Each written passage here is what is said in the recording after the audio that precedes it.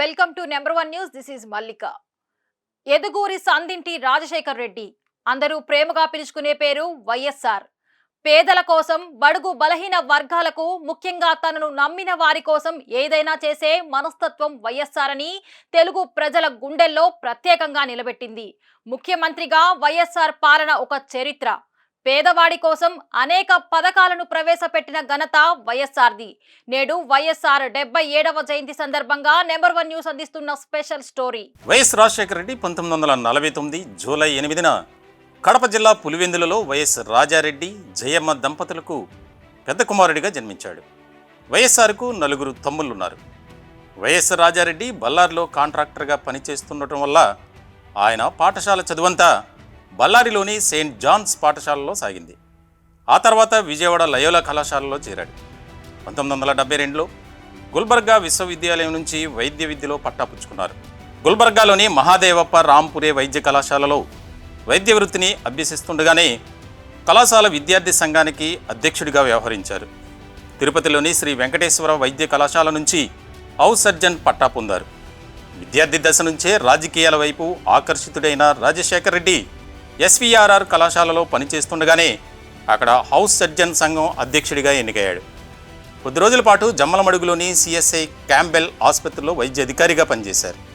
ఆ తర్వాత 1973లో పులివెందులలో తండ్రి వైఎస్ రాజారెడ్డి పేరుతో కట్టించిన 70 పడకల ఆసుపత్రిలో వైద్యుడిగా పనిచేశారు.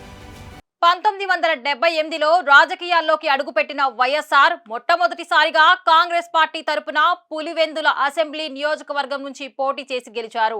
ఆ తరువాత వరుసగా 1983, 1985, 1999, 2004, 2009 6 సార్లు ఎమ్మెల్యేగా, 1989, 1991, 1996, 1998 ఎన్నికలలో కడప నుండి లోక్సభకు 4 సార్లు ఎంపీగా గెలిచారు. వైఎస్ఆర్ తన జీవిత కాలంలో పోటీ చేసిన ఏ ఎన్నికల్లోనూ ఓడిపోలేదు. ఉమ్మడి రాష్ట్ర మంత్రివర్గంలో గ్రామీణాభివృద్ధి, ఎక్సైజ్, విద్య వంటి పలు కీలక శాఖలను నిర్వహించారు. ఉమ్మడి ఆంధ్రప్రదేశ్ కాంగ్రెస్ కమిటీ అధ్యక్షుడిగా 2 సార్లు పనిచేశారు. 1999 నుంచి 2004 వరకు ప్రతిపక్ష నేతగా పనిచేశారు. కాంగ్రెస్ పార్టీని అధికారంలోకి తీసుకురావటమే లక్ష్యంగా 2003లో వైఎస్ఆర్ ఉమ్మడి ఆంధ్రప్రదేశ్లో దాదాపు 1475 కిలోమీటర్ల మేర సుదీర్ఘమైన పాదయాత్రను చేపట్టారు.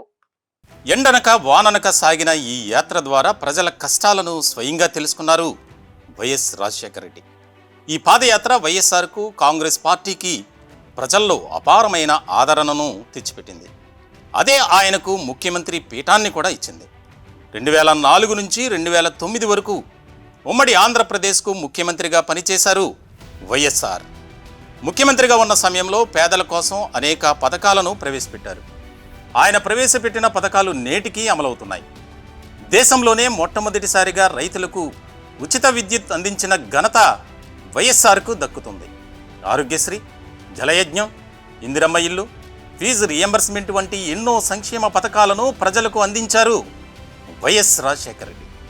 వైఎస్ఆర్ చేసిన పరిపాలన ఎలా సాగిందంటే 2009లో జరిగిన అసెంబ్లీ ఎన్నికల్లో మరొకసారి గెలిచే అంతగా 2009 ఎన్నికల్లోనూ కాంగ్రెస్ పార్టీని మళ్ళీ అధికారంలోకి తీసుకువచ్చి చరిత్ర సృష్టించారు వైఎస్ఆర్. 2009 సెప్టెంబర్ 2న చిత్తూరు జిల్లాలో జరిగే రచ్చబండ కార్యక్రమానికి వెళ్తుండగా ఆయన ప్రయాణిస్తున్న హెలికాప్టర్ వాతావరణం అనుకూలించక నల్లమల అడవుల్లోని పవిత్రపురం రుద్రకోట కొండల వద్ద ప్రమాదానికి గురైంది. ఈ దుర్ఘటనలో వైఎస్ రాజశేఖర రెడ్డితో పాటు సిబ్బంది, పైలట్లు మరణించారు. వైఎస్ఆర్ మరణం అప్పట్లో తెలుగు రాష్ట్రాలను, దేశాన్ని శోకసంద్రంలో ముంచెత్తింది. వైఎస్ఆర్ మరణాన్ని తట్టుకోలేక వందలాది అభిమానులు గుండె ఆగి మరణించారు. వైఎస్ఆర్ మరణించి ఇన్ని సంవత్సరాలు అవుతున్నప్పటికీ నేటికి ఆయన్ను ఆరాధించే అభిమానులు లక్షల సంఖ్యలోనే ఉన్నారు. చరిత్రలో ఎప్పటికీ నిలిచిపోయే మహానేత, ధృవ తార వైఎస్ఆర్. మరిన్ని లేటెస్ట్ అప్డేట్స్ కోసం చూస్తూనే ఉండండి నెంబర్ 1 న్యూస్. సామాన్యుడి చేతిలో సామాజిక అస్త్రం.